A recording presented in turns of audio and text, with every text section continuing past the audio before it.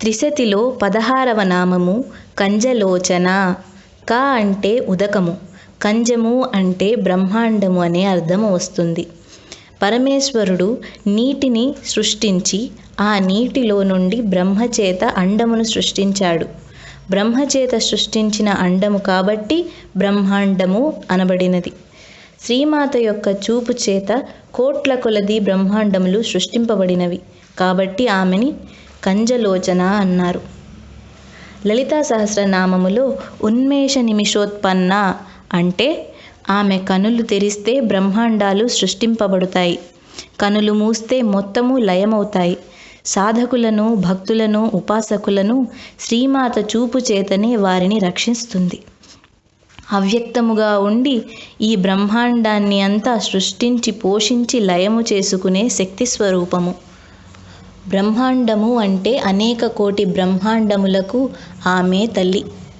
సమస్త జీవులలో చైతన్యంతో ఆ పరమేశ్వరి శక్తే అందరిలో ఆవరించి ఉన్నది. ప్రతి వ్యక్తిలో జీవాత్మ స్వరూపముగా వ్యాపించి ఉన్నది. నిష్కల్మషమైన మనస్సు, బుద్ధితో శ్రీమాత యొక్క పాదపద్మములను శరణాగత భావనతో అర్పించుకోవటమే మనం చేసే పూజ. ఈ భక్తిని కృతజ్ఞతగా సమర్పించాలి. అలాంటి భక్తి చేతనే తాదాత్మ్యత సిద్ధి లభిస్తుంది.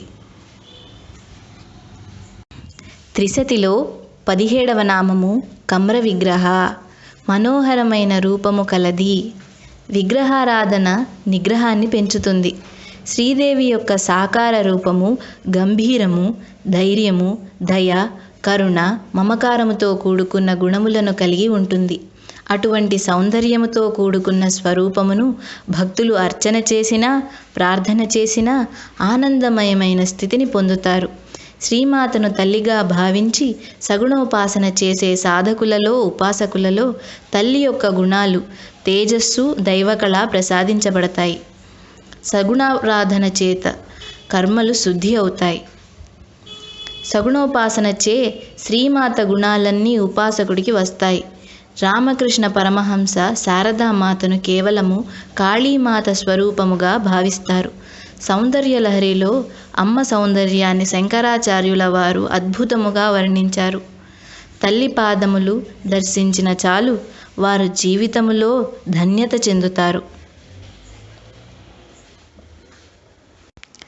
త్రిశతిలో 18వ నామము కర్మాది సాక్షిణి.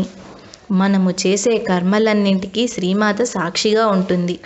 మనము చేసే కర్మలకు ఏమాత్రము ఆమెకు సంబంధం ఉండదు. కేవలము సాక్షి మాత్రముగానే ఉంటుంది. కర్మలన్నీ జీవులని ఆశ్రయించి ఉంటాయి. లలితా అష్టోత్తరములో జాగ్రత్ స్వప్న సుషుప్తీనాం సాక్షీభూత్యై నమో నమః అని చెప్పబడింది. అంటే జాగ్రత్త, స్వప్న, సుషుప్తి అవస్థల మూడింటిలోనూ జీవుడు చేసే కర్మలకు ఆ పరమేశ్వరియే సాక్షి. సత్కర్మల చేత వచ్చే ఆనందమే శ్రీమాత స్వరూపము. ఉపాసన, యోగము, శ్రవణము, ధ్యానము, మననము మొదలైనవి సత్కర్మములుగా సాధనకు ఉపయోగపడతాయి.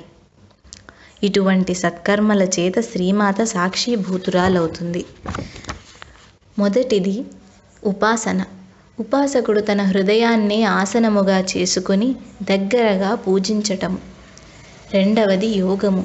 ఏదైతే పరమాత్మ స్వరూపముగా ఉన్నదో ఆ శుద్ధ చైతన్య శక్తితో తన జీవాత్మను కలపటము యోగము అంటారు. మూడవది శ్రవణము. శాస్త్రాలలోని, ఉపనిషత్తులలోని ఆధ్యాత్మిక విషయములను వినిన వాటిని మననము చేస్తూ ఆచరించగలగాలి. నాలుగవది ధ్యానము. ధ్యానము 6వ స్థాయిలో ఉంటుంది. అంటే యమ, నియమ, ఆసన, ప్రాణాయామ, ప్రత్యాహార స్థితులను దాటితేనే ధ్యానము ఒనగూడుతుంది. 5వది ధారణ. ధరించేదాన్ని ధారణ అంటారు.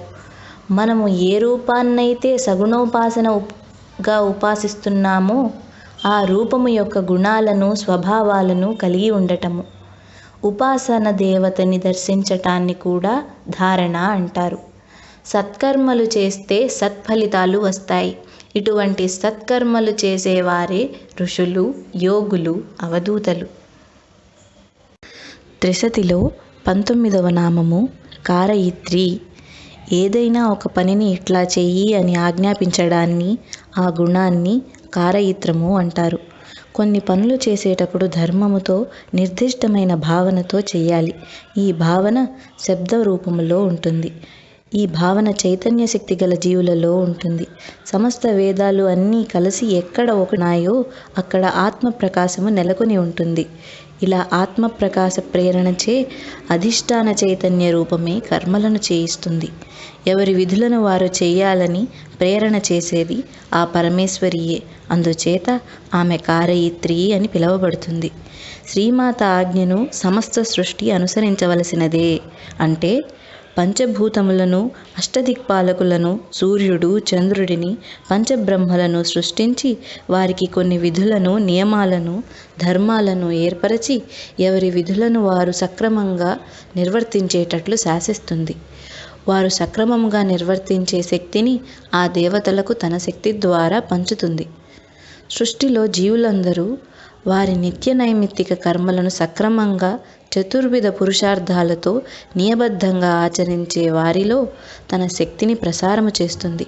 సామాన్యులు ధర్మాలను, నియమాలను ఉల్లంఘించి అధర్మంగా, పూర్తి స్వార్థముతో, విచ్చలవిడి ప్రవర్తనతో అధఃపతనము చెందుతున్నారు. ఇలాంటి విచ్చలవిడి ప్రవర్తన, అధర్మము, నీతి నియమాలు లేని చోట్ల దుర్మార్గము పెరిగినప్పుడు తుఫానులు, భూకంపములు, అగ్ని ప్రమాదములు, ప్రళయాలతో లోకాన్ని ముంచేస్తుంది. త్రిశతిలో 20వ నామము కర్మఫలప్రద. సత్కర్మ కానీ, దుష్కర్మ కానీ మానవుడు తన చేసిన కర్మఫలాన్ని అనుభవిస్తాడు. ఇలా కర్మల యొక్క ఫలమును ప్రసాదించున్నది. అందుకని ఆమె కర్మఫలప్రదాయిని అంటారు. చేసిన కర్మలకు ఫలితాన్ని తప్పకుండా ఇవ్వటాన్ని కార్యకారణ సిద్ధాంతము అంటారు. అంటే కర్మలను విధించేది, వాటి ఫలితాన్ని ఇచ్చేది కూడా పరమేశ్వరి. ప్రతి పని ప్రభావము మనస్సులో ముద్రలుగా ఏర్పడతాయి. వాటినే సంస్కార ముద్రలు అంటారు. కర్మ సిద్ధాంతము ప్రకారము ప్రస్తుతము మనము అనుభవిస్తున్న సుఖదుఖాలు, కష్టసుఖాలు పూర్వజన్మ ఫలాలే. ఆత్మయే కర్మకు అధిపతి. గీతలో శ్రీకృష్ణ భగవానుడు నేనే ఈ కర్మలను విధించాను అని చెప్పాడు. ప్రతి జీవి గత జన్మ సంస్కార ఫలాలను ఈ జన్మలో అనుభవిస్తారు. అంటే జ్ఞానంతో ఉత్తమమైన కర్మలను చేస్తూ జీవితాన్ని నడిపించుకున్నప్పుడు గత జన్మ సంస్కారములు తొలగిపోయి కర్మక్షయమవుతుంది. ఇలాంటి ఉత్తమమైన సంస్కారములతో జీవించటమే కర్మయోగము. మనము ఎలాంటి కర్మ చేస్తే అలాంటి ఫలితము పొందుతాము. అది భగవంతుని చేతిలో లేదు. యోగస్థ కురు కర్మాణి. యోగములో ఉండి పనిచేస్తూ ఉండాలి.